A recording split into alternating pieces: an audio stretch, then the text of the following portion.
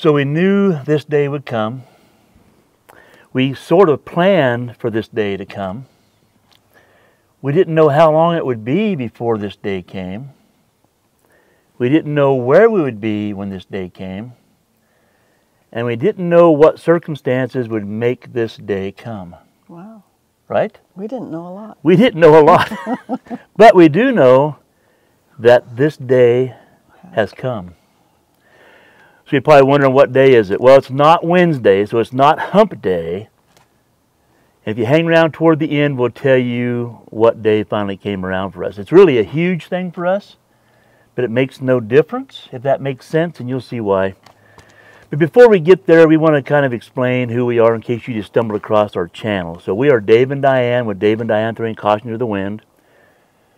We have been full-timing since November of 2012. We actually started living in an RV July of 2012.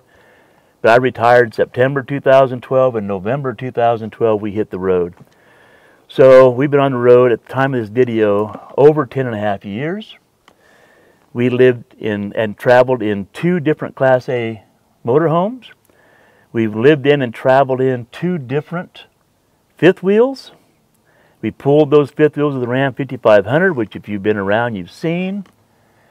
We have camped at over 450 different locations. We started out full-timing keeping a blog, and we kept a blog for maybe 8 years. And in fact, the blog is still active. We still pay to keep the blog available for people like you to see. We just don't update it anymore, but it's also called Dave and Diane Throwing Caution to the Wind. 2 years ago, we started doing a YouTube channel to share the information with the RV community and whoever else wants to follow along, mainly me. I think we did over 830 some blog posts, and we've done 300 YouTube videos so far, sharing information with the RV community, the good and the bad. And we've had a good time. 10.5 years, we have had a good time. Yeah. But we've had some bad. You know, we've spent our share of nights in a parking lot of a Freightliner shop or a repair center or waiting for parts. The full-time lifestyle, that's all part of it. So if you can't handle adversities like that, then it's not a lifestyle for you. But we did okay, right? Right.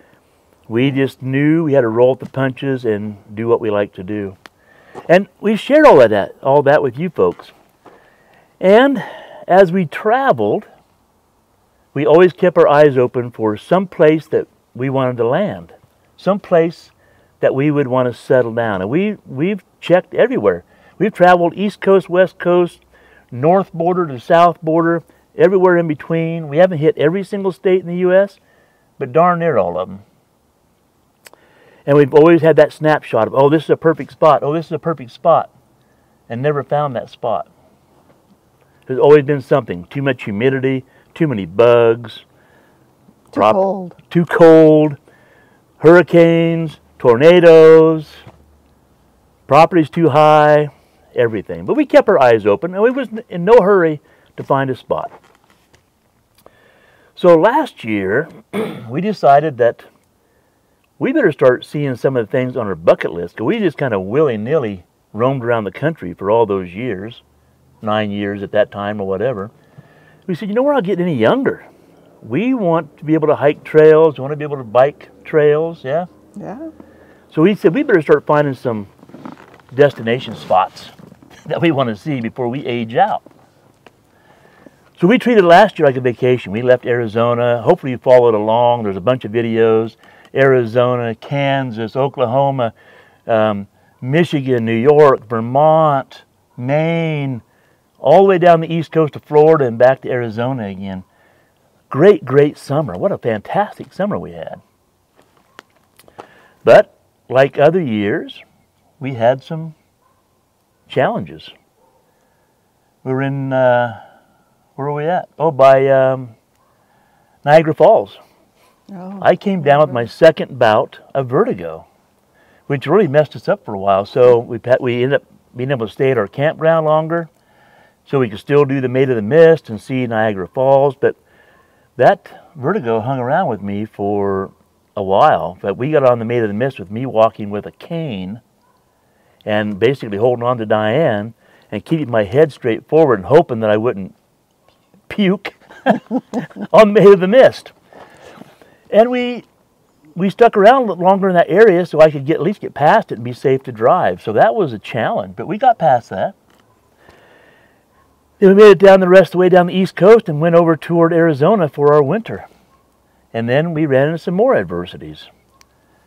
Diane, Klutz. the graceful klutz she is, played pickleball all day, came home, had some lunch, grabbed her gear, started up the steps to the bedroom and fell, landed right on her kneecap and broke her kneecap. Well, the good thing is we were in our winter location. The bad thing is it pretty much screwed up her whole winter. But that's enough about that. Yeah, well, okay, she didn't want to hear about that. But, you know, that was a tough time. She was in a straight-leg brace for 8 weeks. Yeah. If we were still traveling during that time, she couldn't have drove. We would have had to try to find a place to hunker down for her to heal. So 8 weeks in a straight brace. She still suffers from it today. They told her a year for recovery. Okay. Okay, she didn't want to talk about it. That's why Diane doesn't like doing videos. She That doesn't was like enough. to. You get the idea. That was a tough time. And that was in December. Did that happen, right? No, January. January that happened. We got to our winter location in December. Yeah, I got to play pickleball for 1 month. Yeah. And then she fell in January and broke her kneecap. So she was pretty much laid up. And then in March 30th, I decided it was a good time to die. In fact, I died 3 times on March 30th. I lost a number of days. I won't go through all that. And I did a video on it. I'll put a link right up here for the video on the episode. But anyway, I died. I pretty much woke up with a defibrillator in my chest. And, you know, it's changed my life from here on out. I'm always going to have to see doctors on a certain regular basis. But what we're getting to is we've gotten past all these adversities, but we realized we really needed to have a place to hunker down. During my episode, if something happened to me and I actually died and wasn't revived, Diane would be at the mercy of wherever we were in whatever campground we were at to be, or get hold of friends and have them take her somewhere. But where would she go? We don't know. And I know everybody says, well, everybody should be able to drive the RV. Everybody should be able to do all that stuff. You know, that's fine and dandy. I don't fault anyone for saying that, but in reality, not everyone is going to go jump in a Class A and drive it down the road. Not everyone is going to go out and hook up a 26,000-pound fifth wheel to a truck and haul it across the country and back it into a site. It's just not for everybody. So those of you that are going, oh yeah, everybody should be able to drive the rig, good for you. But then there's those of you right now going, yeah, you know, my wife or my husband or my significant other is not going to do that. Well, that's the way we were. So now here we are. We had a tough summer, Diane's knee, my heart issue, and we really got to thinking. We thought hard that we needed to have a place to hunker down at. And that's what this video is kind of about. So we're in Oregon. Oregon's kind of our state. We love Oregon. But a lot of spots around the country we loved. But Oregon has always been our go-to state. Winters aren't too bad depending where you are in Oregon. No real humidity. You don't have tornadoes. You don't have earthquakes. You don't have hurricanes. Not huge bug issues. It's for us is a good spot. Property is expensive in some places and not in others. But we're comfortable in Oregon. So we thought we'd share with you that this is not an exit strategy for us. This is not a we're done RVing video. This is a video to open up to more videos about us developing a piece of land that we bought.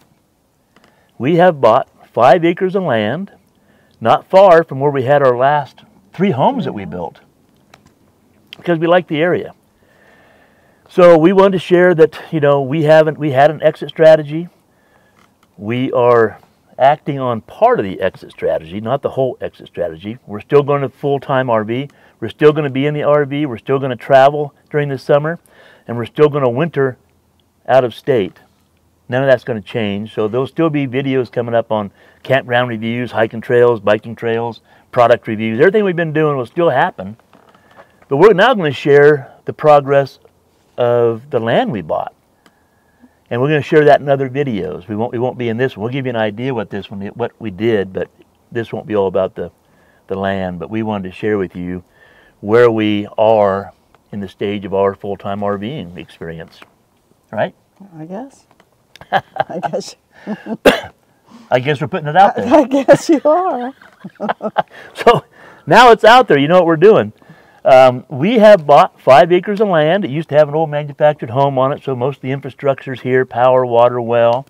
It has an older single-car garage that we found out now is not permitted, but we're going through that process. And we're going to turn the single-car garage into a casita, put French doors on it, a bathroom, a small kitchen, make it get past the county. We're going to do a nice big stamped concrete patio. We're sitting on the land right now. And off to the left where we're sitting is going to be an RV pad. And then we can walk out from the RV out onto the patio and enjoy outdoor living. Over here to our right is a spot we can put another RV pad with partial hookups that we can share with friends. Maybe you. If you come through the area, we're not going to say what area we're in yet because we're not ready for visitors. But we have a perfect... next summer. Yeah, next summer. We're going to have a pad over here that we should have power for and water for, maybe no septic. But anyway, we'll be able to share it with people coming through the area. That's going to be pretty exciting for us to share that with people.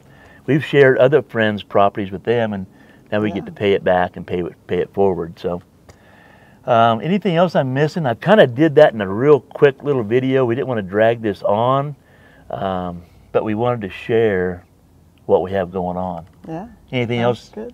No, don't. Well, you know, for those of you that follow our channel, you know Diane hates to be on camera. But this was important enough for us to share with you that she agreed to be on camera. That tells you how important this is for us. So now, again, I'll step back a little bit. Now, let's just say, for example, something did happen to me and I wasn't revived. Diane can go to a friend. We have a lot of friends out there that would be happy to come and hook up to the fifth wheel, bring it out here to the property, park it for Diane, get her hooked up, and she can survive. She can do all the water and drain the septic and all that good stuff. She has that down pat. It's just the driving of it that she can't do. So then now she will have a spot to come back to, hunker down, get her poop in a group, figure out what her next step is going to be, and not feel pressure that some park is going to say, hey, we have somebody else coming into your site, you need to vacate, or we're going to close for the winter, you need to go, or whatever reason. If she has to pay a company to come and grab her and bring her here, she can do that and know she has a spot to be. Or if one of us end up with an illness, we have to go through some treatments, we can be here and have that taken care of. Mm-hmm. So really it's just going to be a peace of mind to us that we have that ability. 10.5 years, and 9 years of that we didn't even think about it. We thought, we're on the road, that's all we're going to do, sometime we will be off the road, we don't know when that's going to happen. And then real life started kicking us in the ass, and we realized it's time to figure it out. Anyway, so we wanted to share it. This video is going to come out before some other videos I already have in the queue. We are, like I said, on the property. You're going to see videos coming out right after this, being in Wairika, California, and coming to Oregon, and going over to Redmond and Bend and all that kind of stuff. But know that after we did all that, this is when this happened. We just took possession of this property 2 weeks ago? Yeah, I think. 2 weeks ago, we took possession of the property. We have contractors lined up. We have excavators coming next week to start doing some tree work, so no coaches hit the trees, and we're putting in some new rock and fixing up some septic issues. And so a lot of stuff going on. Huh? All the good stuff. all the fun stuff that you'll see happen in videos on our updates on this property. Because I know there are a lot of people out there that have been talking about finding a chunk of land to do just what we're doing, and there are challenges. You can't just park an RV on a chunk of land in most parts of the country, here as well. But there are things you can do to get by the county and make yourself legal in the county, so you can have power, you can have everything done legally, so they can't come and bug you down the road. And we're going to share that with you. And we've had some challenges, trust me, and you'll see them. You may want to hit that subscribe button down below and maybe that notification bell so you don't miss any of those videos. It might be another week or two before I put the first one out. But okay, I think that's it. I'll stop yakking. And then we bared our souls. Yeah. Diane's like, you should have stopped yakking 10 minutes ago. Why we haven't talked for 10 minutes? I can't see how long we've talked. Yeah. Okay, I don't think I left anything out. I know I got talking pretty fast. I get pretty wound up. We didn't script this, so we know if we tried to read a script, it'd be horrible. We knew it'd still be horrible trying to do it this way too. But this is the way that fits us best. Just rolling with whatever. I don't think we left anything out. If we did, we'll share it in upcoming videos. But hey, if you enjoyed this little update, how about leaving a comment down below? Let us know what you think. Consider hitting that thumbs up button. Hit that subscribe button. Hit that notification bell. As always, have a great day. We'll see you in the next video.